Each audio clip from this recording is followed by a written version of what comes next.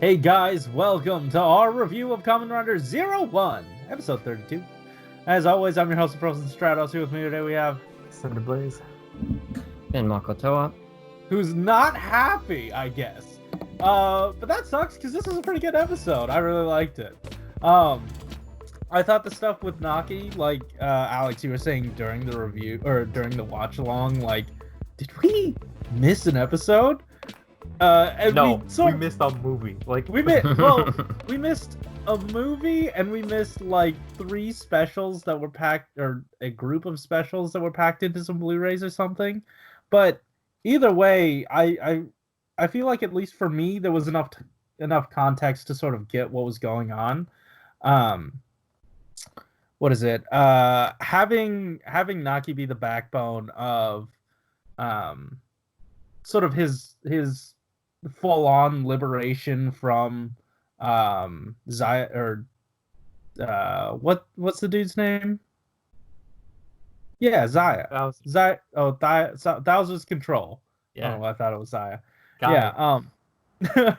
But like giving a sort of face to the, I guess, mental control he was put under. The human really that is directly being affected.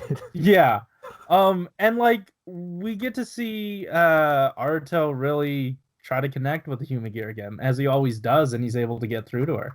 So I thought like them working together really brought out something good. And I know there was that really weird scene with Jin and Hirobi that probably had a lot more to do with the liberation than anything else, but that was something I was going to comment on. Yeah, what happened between them? Like, they show up and then cut away, and then we're all good, we're fine. We never got even a moment to see what they did.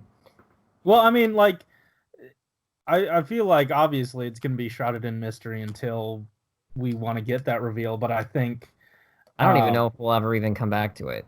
We will. I think we will, but like I really liked the sort of raising of tension and sort of slowly picking out all the important people until it's 01 left to try to defend her. I don't know. It was great. I thought it was strange that Thouser, once he had like damaged her leg, he didn't go for like a finisher or anything. He was like, "Ah, yes, I'm good to go. You guys can run away now. I won't give chase." Like, destroying her is 1000% beneficial to my company. Yes, of course. I like the 1000%. It worked before. He found ways to make the 1000% work. Now it's just a thing he says, and I knew we weren't long for that thing to make sense, but it still sucks. Between that and then Thouser leaving it to Yaiba to try and like get what was it that he was doing this episode? He left something to Yaiba early on, to dispose right? of Delmo. Yeah, and it's like she's never beaten him once, and you expect her to win. I'm sorry, our villain is a joke, and this episode really put it clear more than any, I think, and that's probably the first part of why I didn't like this episode. You know, spoiler alert, I didn't like it. The second big thing, or third big thing, I'd say, is that runway scene. Why was our main character there? Why did he need to be there? He should have been out helping to fight against Thouser. That was absolutely dumb to me. I didn't... Okay, there's nothing in my mind that excused that. Before you get too angry, I'm going to defend Yaiba. Guy ordered her to dispose of Delmo, not to dispose of like 01 or any other stuff. Sure. Like, he knew that wasn't going to happen. But in the past, they've had a pretty successful rate at actually damaging the human gear. And like that's all he had to do. Like, prevent her from like getting on that stage and like putting a positive opinion of human gear out there in the world. But here's the thing. Because she knew what the danger was, right? Like, and she obviously brought a countermeasure to Vulcan. She knows that they're working together. Yeah. You know what I mean? So, like, they know the risks. Both of them did. I'm not sure which she you're talking about, Yaiba or Delmo. Yaiba. Yeah. Okay. Delma only knows how to do runway stuff. She just. I mean, I suppose Delma does know the risk of being a human gear, and that's something that I really like them touching on.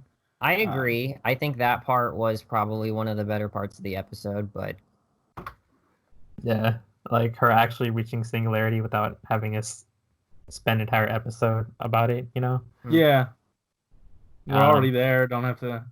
It was a strange lapse in logic that they didn't sort of switch her body out with someone. yeah, I was thinking that would have worked too. Yeah. I forget, was Izu's mind in one of the cartridge thingies when she got revived in episode 1 of season 2? Was her brain in there? I'm sorry to bring this trivia thing on you. I'm just genuinely asking. Because then if that's possible, then you could just swap them for a time. Swap the memory cards, or Yeah. Yeah, I don't know. I don't think it mattered all too much because Izu basically fulfilled the same purpose that Delma really wanted her to do. I know, but there was like, I don't know, I was really hoping for her to get to walk the stage because that was her dream. Yeah. And you know, we see Humagear striving for their dream, taking off toward their dream, but never really achieving it. And then like I guess not. And then he's just kind of like walking there, like that same smile that she usually has. It just looks kind of funny. She's like, ha, pick your dream. Also, by the way, I personally didn't mind that 01 wasn't there. I really liked the scene that it gave us. I don't know that the logic was 100% there for him to have left, but due to like power scaling, of course Vulcan can take it on his own. And on top of that, he's supposed to, like, he's the bodyguard of hidden manufacturing. So technically he should be the one to be taking care of the gardening. What No? are you talking about? He's the bodyguard for hidden manufacturing. Yeah, and like Vulcan? he's trashed Thouser and Yaiba multiple times. Like, it's not. Has he though? I mean, Yaiba, yes. No, Yaiba, yes, but like, do you not remember? Yeah, I know Yaiba, but like, he's done a decent job against Thouser like twice. I just feel like it, you know, he just broke free again or whatever from the mental strain. Wouldn't it be a good idea to stick around as his companion? It's like, oh yeah, this guy, he just had a mental breakdown a couple, minutes ago. Totally cool. He's fine.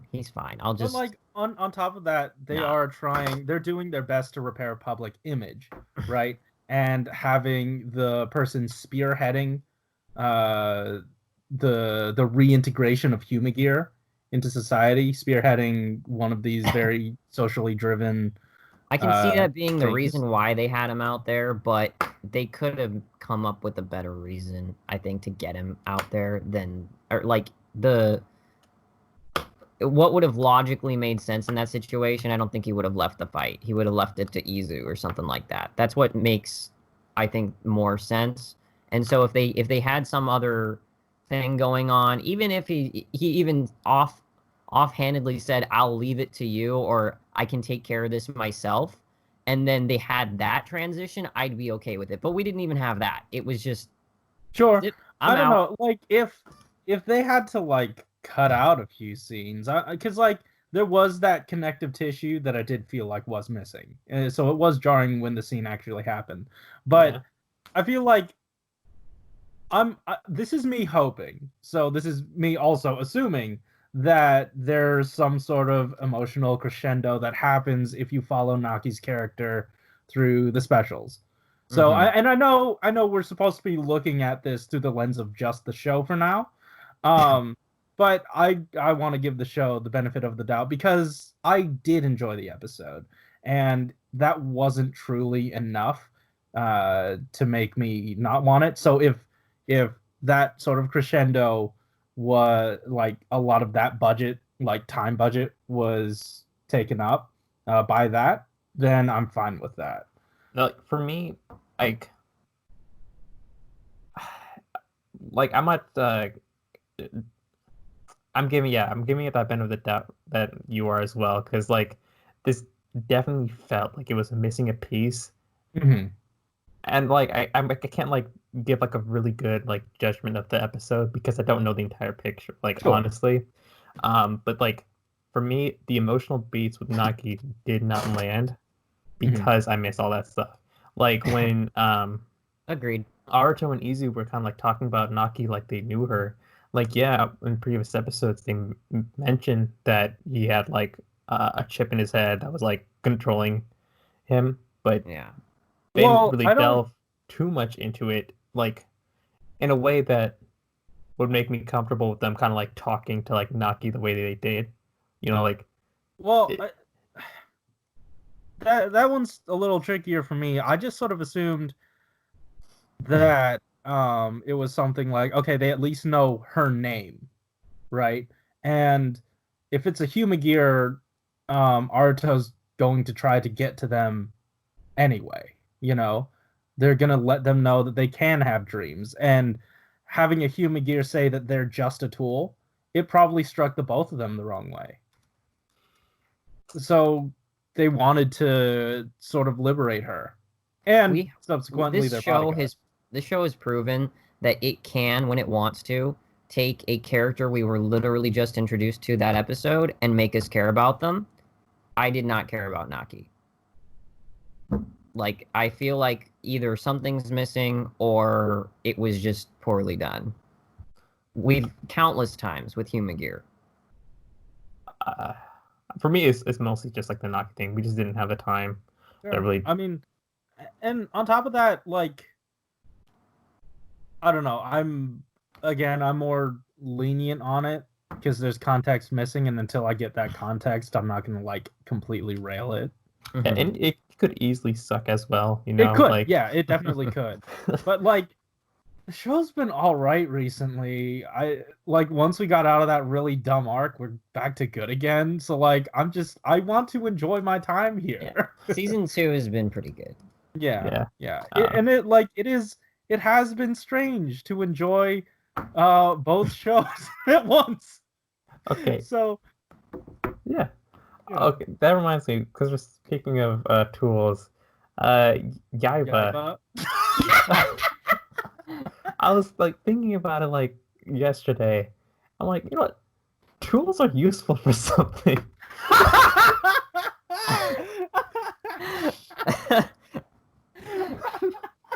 Ow. Ow. Yeah. I don't want to delve into that anymore. Oh GG. boy. All right.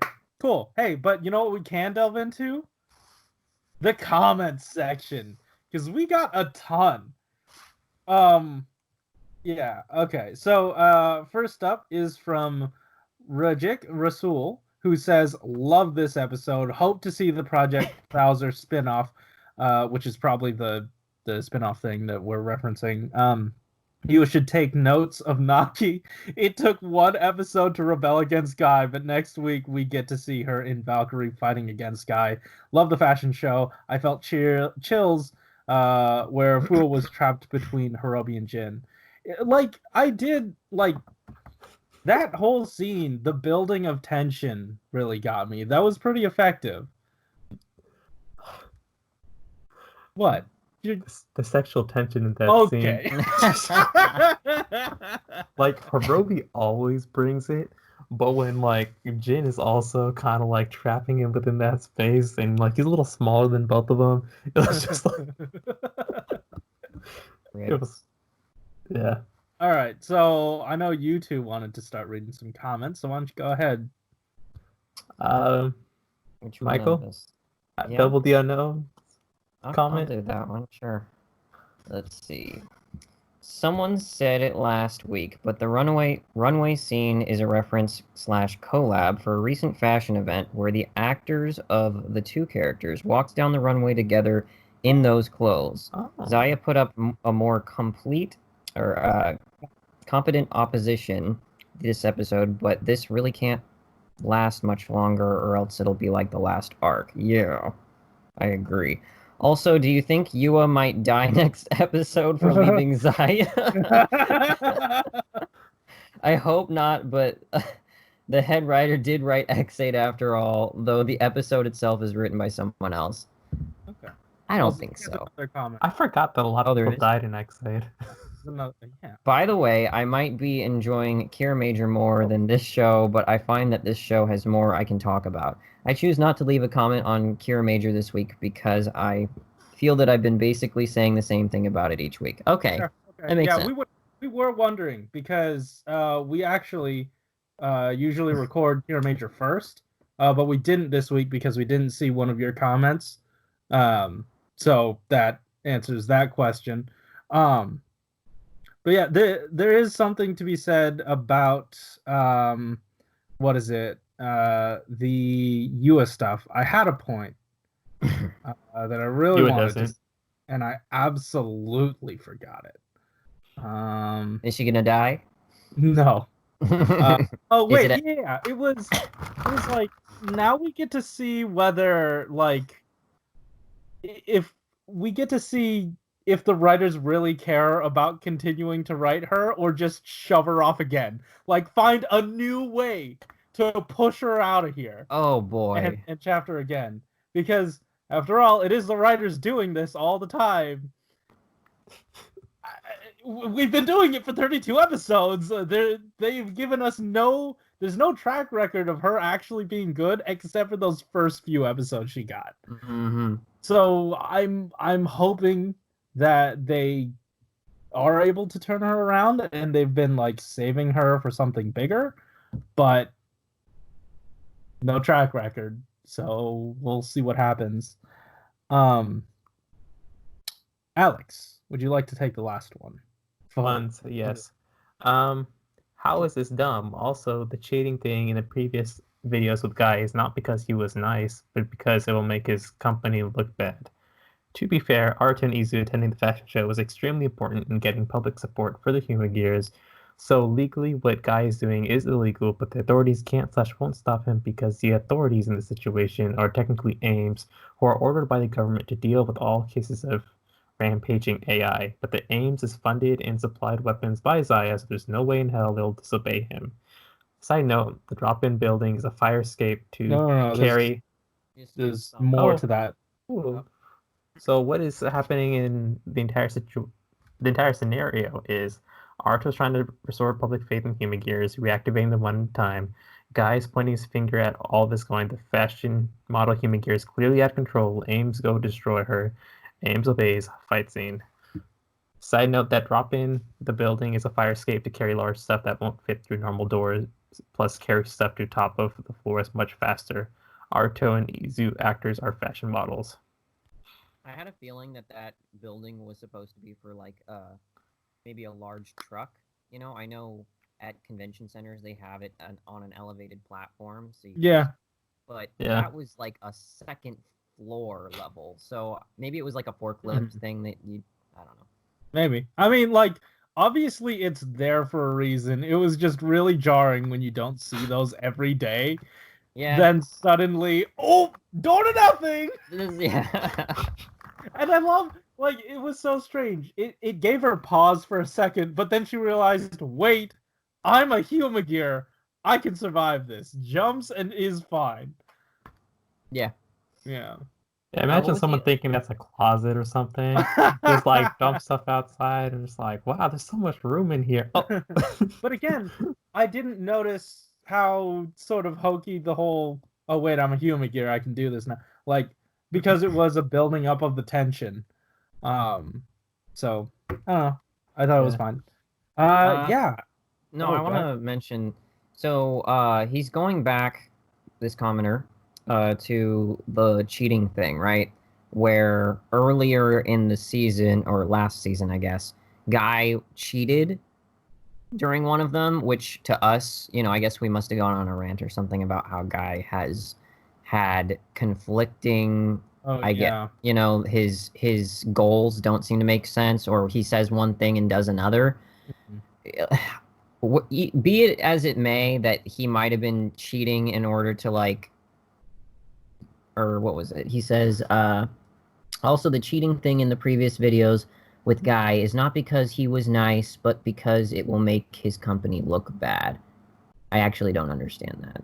Well, so the first time first time one of his guys cheated was the only time that anyone got reprimanded for it. Yeah. And then after that, you got the subsequent cheating things. And it's strange because you say that it was because that first one, he was being nice in that first one because that could damage public opinion, but so could have the last ones could have as well. We weren't shown that 01 and crew didn't really have the resources to, I guess, implicate him for this crime. Except that time when it was obviously easily Yeah, reportable. so I think it's an issue of how they frame those scenes and how they set those scenes up, and it really doesn't work for us. For real, you could easily make it work. You could. What about the easily, but there is a way to make it work. The problem is can't. What do you call it? The trial scene.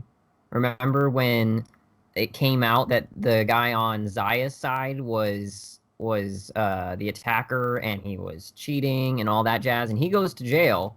How does that not look bad on Zaya, on Guy, on his company? That was a definite situation where it did. Well, that's or the thing. It should have, but they lost that one though. They lost that one though. So there's nothing he could have done to sway public opinion at that point. It's sunk cost, lost cause. So of course he wouldn't do anything at that point. Yeah.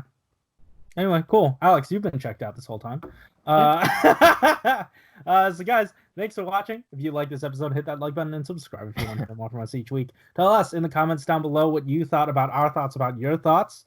It seems like Rockman Fan 100 has a lot to say, but also haven't seen you around before. Thanks for commenting. Really appreciate it. And it sounds like you've gone through a lot of our other ones, so yeah, definitely appreciated. Yeah. Anyways, guys, thanks for watching. Keep it juicy. Yep. See ya. Next time. Yeah, when you guys are talking about all that cheating stuff, it's I'm so done with that. You guys talk that out. It's funny because you were the one who read the comment. Yeah. You're just when I read that part of the comment, I was just you know what? I'm not even gonna respond to this. I hate